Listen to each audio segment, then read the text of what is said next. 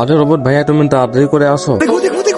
জগা, আমি তোমাকে তো স্কুলে আসতে তো নিষেধ করেছিলাম, আর কালকে আমাকে মারছিলেন, সেই জন্য আমি এসেছি। আরে জগা, এই ভাইটাকে এনেছো কেন? বাচ্চারা জগা কত বড় সাহস, আমাকে বলে মারবে? জগা তোকে আমি এই ছবিটির মধ্যে কোনটিকে বেছে নেবেন, সামান্য টাকা নাকি মা? আমার মতন যারা মাকে বেছে নেবেন তারা এই ভিডিওতে লাইক করে চ্যানেলটা সাবস্ক্রাইব করে দেন, পারলে comment box I love you মা লিখে যান। বলবো